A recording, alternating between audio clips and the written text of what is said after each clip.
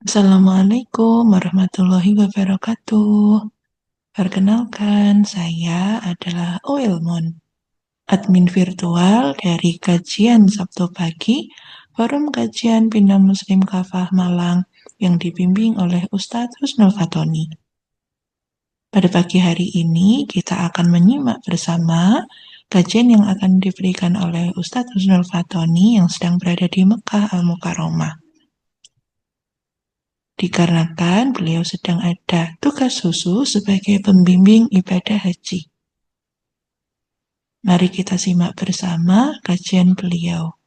Apabila Bapak Ibu menggunakan laptop atau handphone, maka bisa dioptimalkan volumenya dan pencahayaannya supaya mengikuti kajian dengan lebih nyaman. Apabila ada yang ingin ditanyakan, bisa ditulis pada kolom komentar ya. Mari kita simak bersama dengan mengawali kegiatan kita dengan mengucapkan Bismillahirrahmanirrahim. Assalamualaikum warahmatullahi wabarakatuh. Assalamualaikum warahmatullahi wabarakatuh. Alhamdulillahirabbil alamin wassalatu wassalamu ala asrofil anbiya'i wal mursalin nabiyina Muhammadin wa ala alihi wa sahbihi ajmain.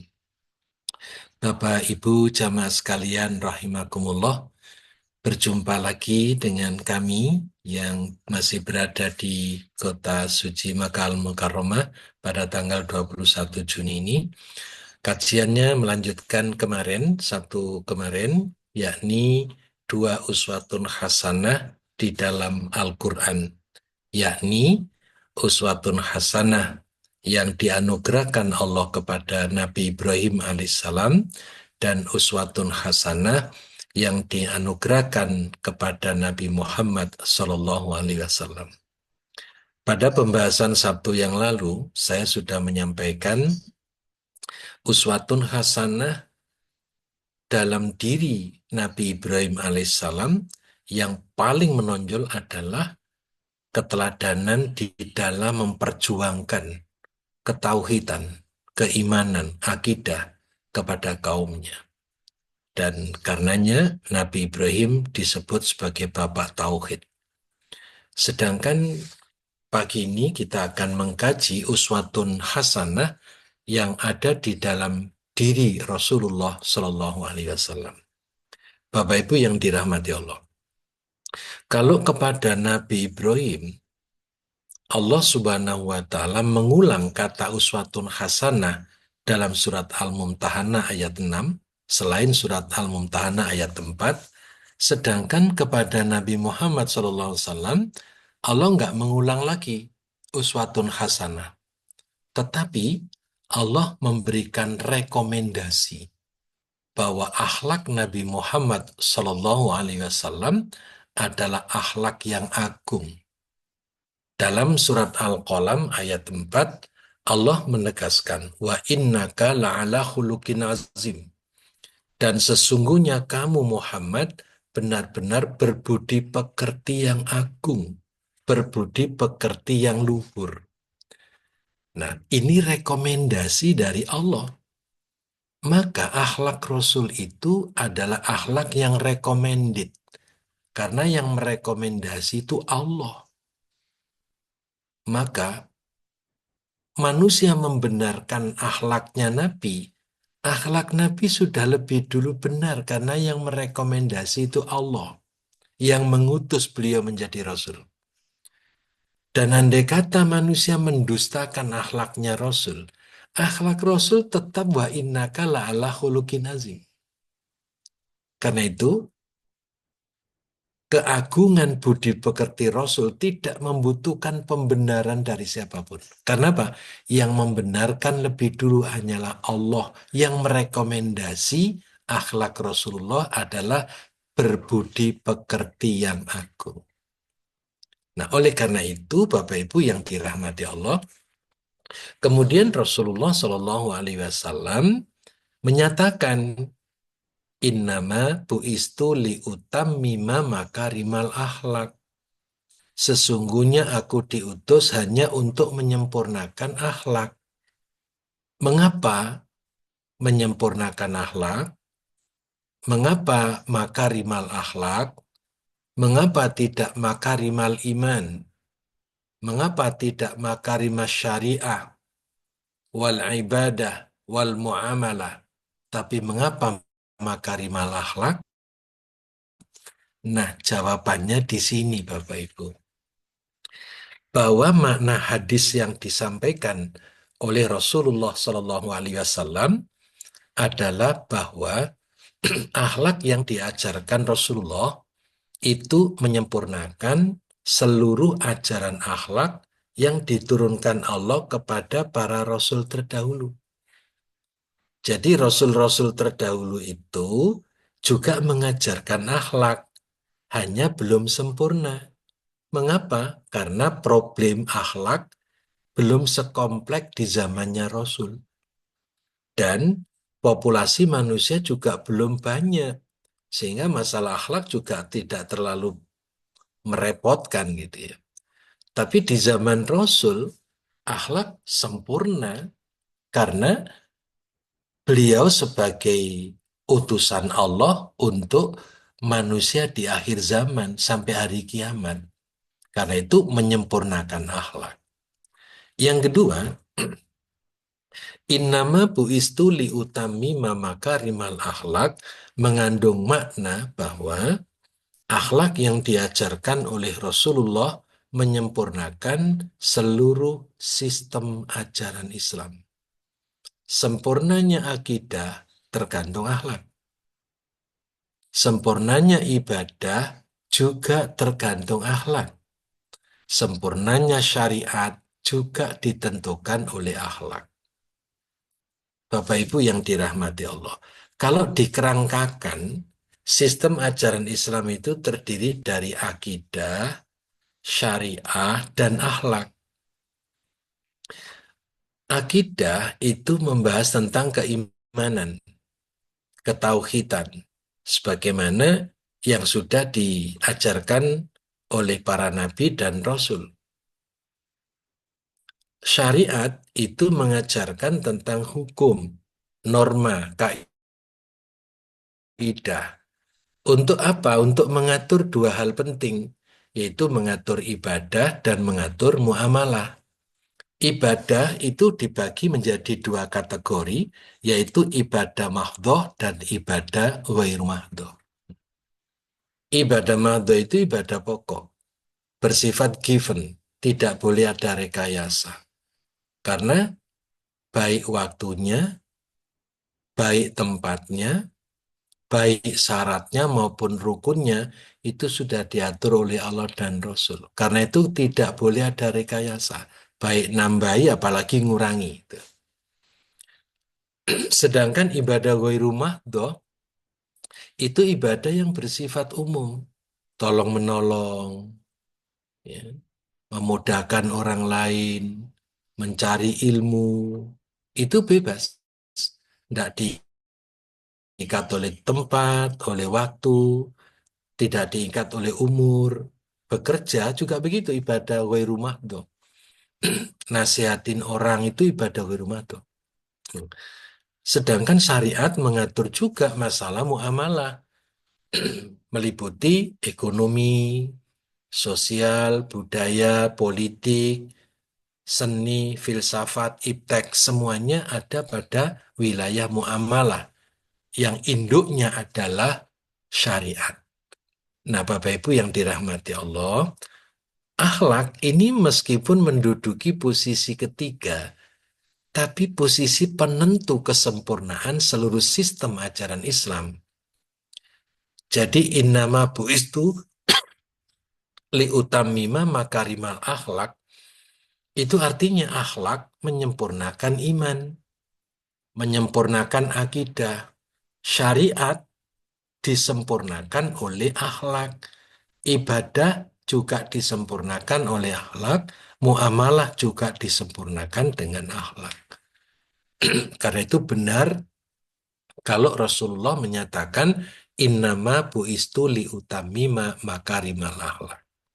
Nah, Bapak Ibu, mari kita buktikan sekarang bahwa bukti akhlak menyempurnakan akidah. Pertama, kesempurnaan iman ditentukan oleh kesempurnaan akhlak.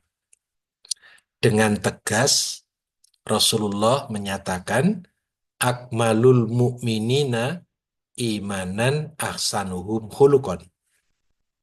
Mukmin yang paling sempurna keimanannya adalah yang paling bagus akhlaknya. Maka akhlak yang semakin bagus menandakan keimanan seseorang semakin mantap.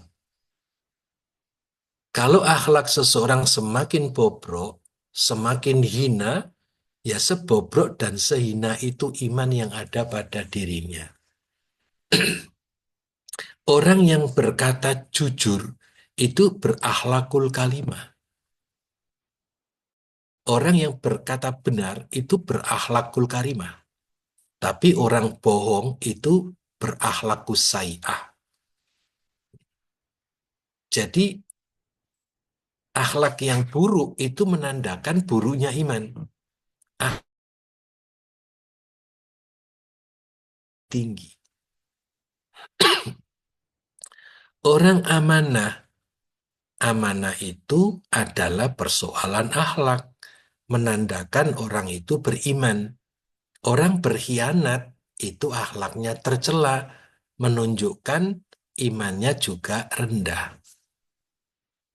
Rasulullah menegaskan, la imana liman la amanata lahu waladina liman la adalahu.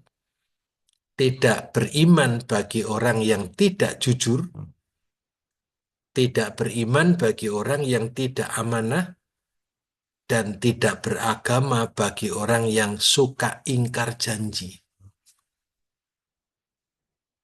Ingkar janji ciri orang munafik, berkhianat juga ciri orang munafik. Jadi perusak iman dan perusak agama itu adalah kemunafikan. Maka akmalul mu'minina imanan asanum hulukon. Semakin baik akhlak seseorang, semakin baik pula iman seseorang. Ini bukti bahwa akhlak itu menyempurnakan iman. Di dalam riwayat Bukhari dan Muslim, Rasulullah memerinci satuan-satuan akhlak yang menandakan keimanan seseorang tidak hanya beriman kepada Allah, tapi beriman kepada hari akhir. Mengapa? Karena akhlak baik buruk itu sampai ke akhirat, tidak berhenti di dunia. Man kana yu'minu billahi wal yaumil akhir falyakul khairan aw liyasmut. Barang siapa yang beriman kepada Allah dan hari akhir, hendaklah dia berkata baik atau diam. Berkata baik itu tanda orang beriman kepada Allah dan nanti kebaikan tutur katanya itu selamat di akhirat. Sebaliknya, tutur kata yang merugikan diri maupun orang lain nandakan orang itu tidak beriman, baik kepada Allah maupun kepada hari kiamat. Karena apa? Karena tutur kata yang jelek, yang buruk, yang merugikan siapapun, itu dampaknya sampai ke akhirat. Jadi luasannya akhlak itu sampai dunia akhirat, sama dengan keimanan, sama dengan ibadah, sama dengan syariah. Lanjutan hadis, man kan wa man kana yu'minu billahi wal yaumil akhir fal yukrim jarahu. Barang siapa yang beriman kepada Allah dan hari akhir, hendaklah memuliakan tetangganya, menghormati tetangganya. Tetangga itu saudara dekat kita, walaupun tidak saudara senasab, walaupun tidak saudara sekandung, tapi saudara dekat kita. Karena apa? Walaupun kita punya saudara kandung banyak, tapi tempatnya berjauhan. Kalau kita sedang menghadapi kesulitan, kita nggak mungkin nunggu saudara kandung kita yang ada di Jakarta, di Bandung, di Yordan, apalagi di Mesir gitu. Nggak mungkin. Mesti tetangga dekat kita yang lebih dulu sigap membantu kita. Karena itu tetangga itu kepanjangan tangan kita. Tangan kita cuma dua dan pendek. Dalam menghadapi kesulitan, tangan kita disambung oleh tetangga-tetangga kita. Kaki kita cuma dua, langkahnya terbatas. Kalau ada kesulitan, yang menyambunglah dua kaki kita ini adalah tetangga. Dan itu sampai hari akhirat. Karena itu menghormati tetangga, berbuat baik dengan tetangga itu ciri orang beriman kepada Allah dan beriman kepada hari akhir. Wa man kana yu'minu billahi wal yawmil akhir falyukrim dhaifahu. Barang siapa yang beriman kepada Allah dan hari akhir, maka hendaklah dia memuliakan tamunya. Tamu adalah orang yang jauh dari tempat tinggal kita. Bisa jadi keluarga dekat kita, saudara kita, atau orang lain sama sekali. Mengapa mereka harus dihormati? Karena kalau Allah nggak menghendaki bertamu ke rumah kita, ya nggak bakalan terjadi. Jadi kalau tamu itu ke rumah kita, berarti ini atas kehendak Allah. Apakah dia tamu baik atau buruk, itu urusan nanti. Ya. Kalau tamunya sekiranya baik, ya kita perlakukan baik. Kalau tamunya jelek, ya kita ngambil sikap. Ya. Kalau tamunya penjahat, ya kita ngambil sikap. Gitu. Karena itu prinsip awal yang harus dibangun adalah tamu itu kalau nggak dikehendaki Allah nyampe ke rumah kita, ya nggak bakalan ketemu. Nggak bakalan nyampe. Mesti ada saja. Kadang sudah direncanakan tapi batal. Kadang nggak direncanakan, tahu-tahu berhasil bertamu. Maka setiap tamu harus dimuliakan.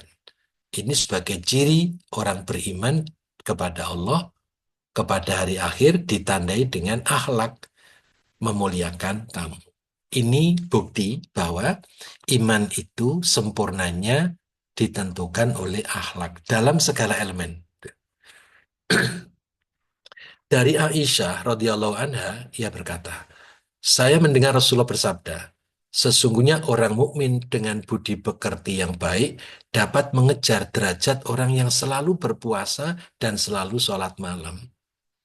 Ada keunggulan, kemuliaan seseorang karena akhlakul karimah itu bisa mengungguli orang yang selalu berpuasa dan selalu sholat malam.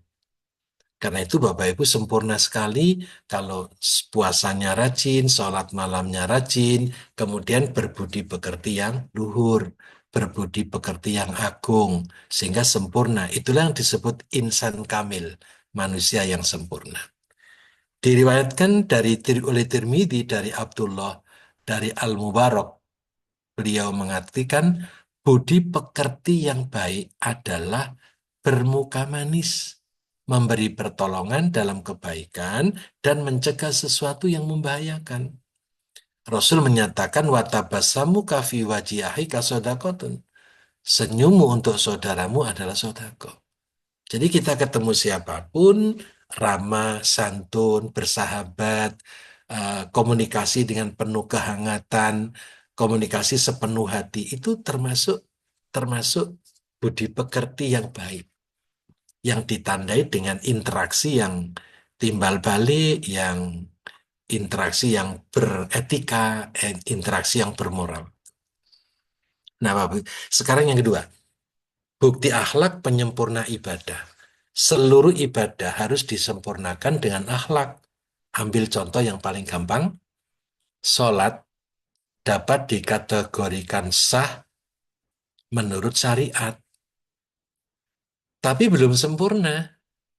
Sholat dapat dikategorikan sempurna apabila sholat yang dikerjakan selain memenuhi syarat dan rukun juga memenuhi akhlak. Ya. Ada riwayat, bukan riwayat, ayat Al-Quran. Allah langsung panggil Bani Adam, anak cucu Adam.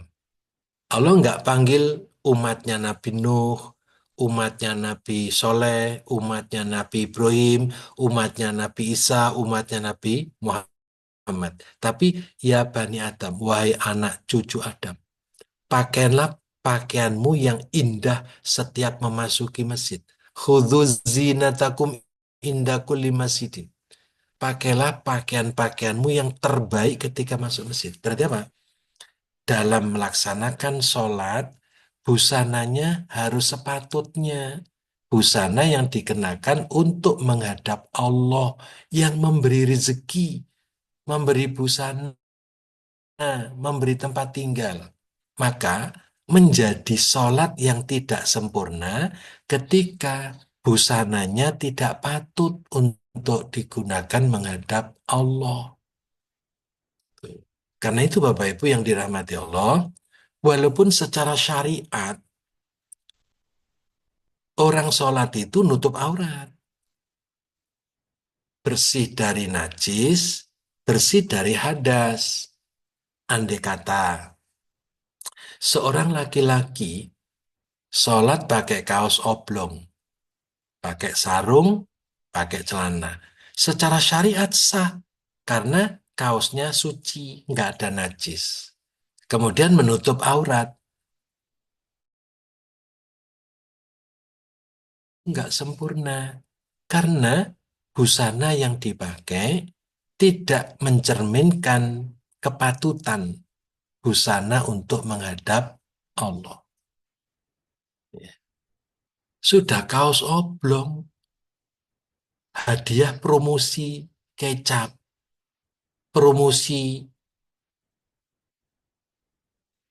berbagai macam produk-produk yang sekarang muncul di mana-mana itu.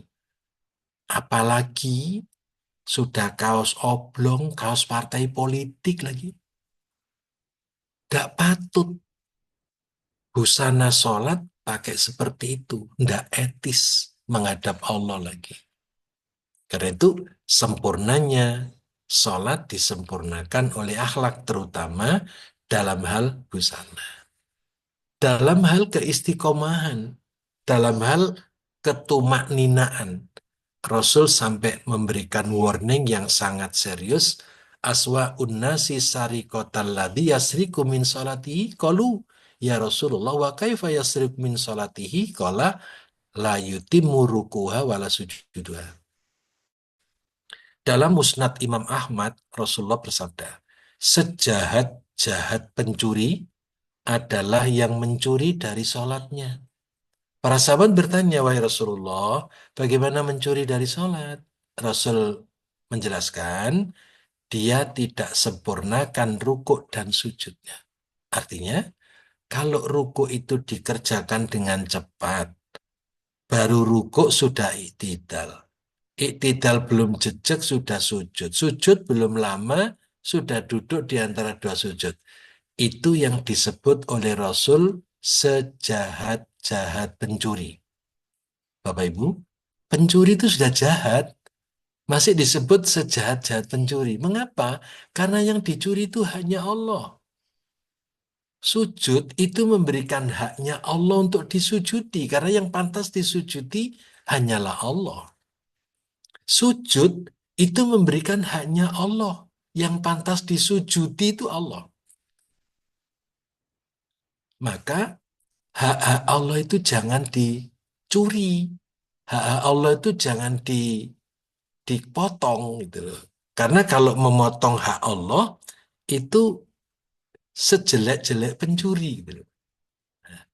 Maka di sini diperlukan akhlak yang namanya tumak nina. Tumak nina itu gerakan demi gerakan, bacaan demi bacaan di dalam sholat itu dibaca dengan tartil, gerakannya tumak nina, dihayati sepenuh rasa, sungguh-sungguh, serius, khusyuk, itulah tumak nina. Kalau enggak itu, maka termasuk sejahat-jahat pencuri, yaitu orang yang mencuri dalam sholatnya. Ini bukti bahwa ibadah pun harus disempurnakan dengan akhlak. Sekarang syariat. Dalam pelaksanaan syariat, tidak boleh mengabaikan akhlak. Karena berakibat pelaksanaan syariat menjadi cacat, tidak sempurna, bahkan dapat membatalkan pelaksanaan syariat. Misalnya, kesempurnaan melaksanakan syariat tidak lepas dari akhlak, ya. Seperti syariat menyembelih binatang. Tidak cukup hanya dengan membaca asma Allah, tapi harus menggunakan pisau yang tajam agar tidak menzalimi binatang. Rasulullah menegaskan, Innallaha katabal ihsanu ala kulli syai.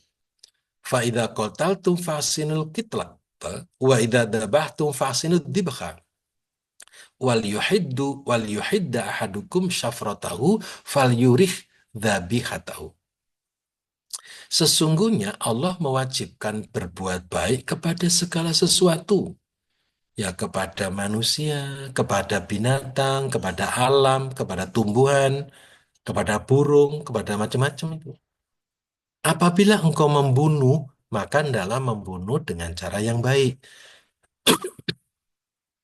Dan jika engkau menyembelih, nah ini, maka sembelihlah dengan cara yang baik. Dan hendaknya seorang menajamkan pisau dan menenangkan hewan sembelihannya. Hadis sahih. Jadi Bapak Ibu yang dirahmati Allah, sampai menyembelih binatang itu loh, harus penuh cinta dan kasih sayang. Memperlakukan binatang dengan etika tinggi.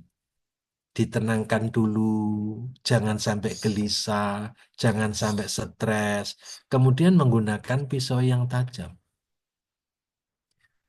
Dengan begitu, sempurna penyembelihannya. Tidak zalim terhadap binatang. Ini ajaran akhlak Islam sampai ke situ, Pak. Nah, kemudian dalam syariat jual beli yang menjadi kegiatan sehari-hari kita, apalagi di Mekah Madinah ini orang jualan kayak gitu banyak, orang beli dari tanah air saja sudah sekian banyak, ratusan ribu, 240.000 jamaah haji Indonesia. Nah ini luar biasa, semuanya beli. Nah, syariat jual beli tidak cukup memenuhi syarat dan rukun jual beli, tapi harus disempurnakan dengan akhlak. Seperti akhlak menawar bagi pembeli dan akhlak menawarkan barang bagi penjual. Bapak Ibu, Allah sudah memberikan rambu-rambu. Ahallallahul bai'a wa harrama riba. Padahal Allah telah menghalalkan jual beli dan mengharamkan riba. Artinya apa? Walaupun jual beli itu halal, tapi berdekatan loh dengan riba. Dalam ayat ini cuma dibatasi dengan wawu saja, wawu atof, wa ahallallahul bai'a wa harrama riba. Artinya batasan antara halalnya jual beli dengan riba itu setipis kulit ari. Maka kalau jual beli itu merugikan konsumen, merugikan stakeholder, maka hasilnya menjadi riba. Setipis kulit ari. Orang jualan halal, wah halal bayar, jual beli halal. Tapi ketika ngurangi sukatan, ngurangi literan, menyembunyikan cacatnya barang, menjadi riba hasilnya. Ini akhlak menentukan sempurnanya syariat, terutama dalam hal jual beli. Berdasarkan penegasan ayat di atas, maka melaksanakan syariat jual beli harus berakhlak. Karena meskipun jual beli adalah perbuatan halal, namun jika mengabaikan akhlak bisa berubah menjadi riba. Contoh Bapak Ibu, jual beli harus sama-sama ridho, antara dimingkum, saling menolong, saling menguntungkan. Jika saling curang dalam proses jual beli, maka keuntungan yang didapat menjadi riba. Fatal itu. Dalam jual beli boleh tawar-menawar, namun harus sopan, tidak boleh saling melecehkan dan merendahkan nilai barang yang akan ditawar. Contoh, ada seorang pembeli nanya kepada penjual, Pak, barang ini berapa? 25.000. Maaf Pak, apa boleh tawar ya? Oh boleh, sedikit aja, tawar-menawar. Nah, itu boleh. Nah, tawar-menawar seperti itu berakhlak. Namun sebaliknya, seorang tanya, Pak, harganya berapa ini? 25.000. Loh, barang kayak gini jeleknya ini 25.000, Pak. Terlalu mahal, Pak. Di tempat saya cuma 15.000. Nah, ini penawar yang tidak punya akhlak. Nawar boleh, tapi tidak boleh menjatuhkan nilai barang. Itu jual belinya cacat itu. Karena itu meskipun jual beli itu halal, tapi waspada. Hanya gara-gara tidak berakhlak menjadi riba sih. Nah, kemudian Bapak Ibu, barang yang sedang ditawar tidak boleh ditawarkan kepada orang lain. Dan orang lain juga nggak boleh nanya-nanya barang yang sedang ditawar oleh pembeli. Biarlah tuntas dulu, selesai dulu, baru kemudian kalau nggak jadi, kita boleh nanya dan boleh nawar. Nah, Bapak Ibu yang dirahmati Allah, sekarang akhlak itu penentu baik buruknya suatu bangsa.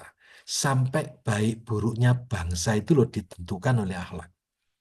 Ada seorang penyair, ya, penyair dunia, namanya Syauqi Bey, berkata, wa innamal umamul akhlaku ma baqiyat. Fa inhum dhahabat akhlakuhum dhahabu. Sesungguhnya kejayaan suatu umat atau bangsa terletak pada berbudi perangai yang utama. Jika mereka telah hilang akhlaknya, maka jatuhlah bangsa itu. Karena itu kebobrokan moral suatu bangsa, kebobrokan etika, defisit moral yang melanda bangsa ini menyebabkan bangsa itu terpuruk. Contoh saja di negeri kita Indonesia Raya itu, ketika pejabatnya banyak yang korup, ya kita menjadi malu dengan bangsa-bangsa lain. Kita juga miris. Kalau pejabat sekarang banyak yang korup, yang dimakan serba haram, bagaimana bisa menjadi orang baik? Baiknya manusia itu seperti lebah. Kalau yang dimakan baik, maka lebah itu ya menebarkan kebaikan. Beda dengan lalat, karena lalat yang dimakan yang kotor-kotor dan menjijikan tempatnya pun di tempat yang kotor, maka yang disebarkan penyakit. Nah, kalau pejabat pada korup, dari mana bangsa itu menjadi baik? Pemimpin-pemimpin juga nggak jelas statusnya, status pendidikannya nggak jelas, kompetensinya nggak jelas, profesionalismenya nggak jelas, integritasnya juga nggak jelas. Nah, kalau akhlak itu hilang, bagaimana bangsa bisa baik? Ya. Fa inhum dhahabat akhlakum dhahabu. Jika bangsa itu kehilangan akhlak, ya runtuh bangsa itu. Nah, saya kira ini Bapak Ibu yang dapat saya sampaikan pada pertemuan keempat ini. Mudah-mudahan Allah senantiasa memberikan berkahnya untuk kita semuanya.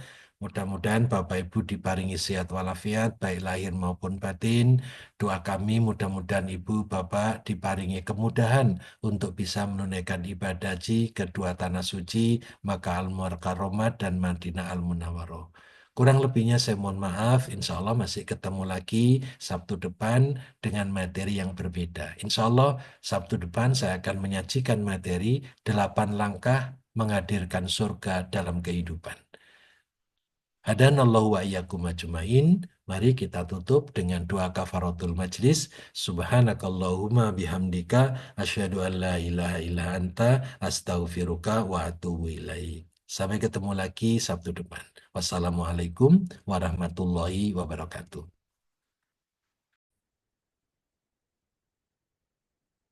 Alhamdulillahirrabbilalamin. Akhirnya kita sudah berada di ujung perjumpaan kita pada kajian hari ini. Semoga ilmu, tausiah, dan arahan yang diberikan oleh Ustadz Husnul Fatoni bisa kita terima dan kita amalkan dalam kehidupan kita sehari-hari. Semoga Bapak, Ibu, dan pemirsa kajian sekalian senantiasa dalam kondisi sehat hingga akhirnya kita bisa berjumpa lagi pada kajian berikutnya.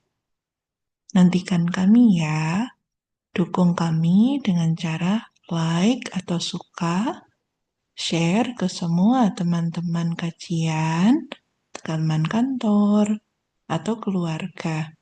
Dan jangan lupa subscribe supaya tidak tertinggal kajian-kajian rutin kami berikutnya. Terima kasih. Assalamualaikum warahmatullahi wabarakatuh.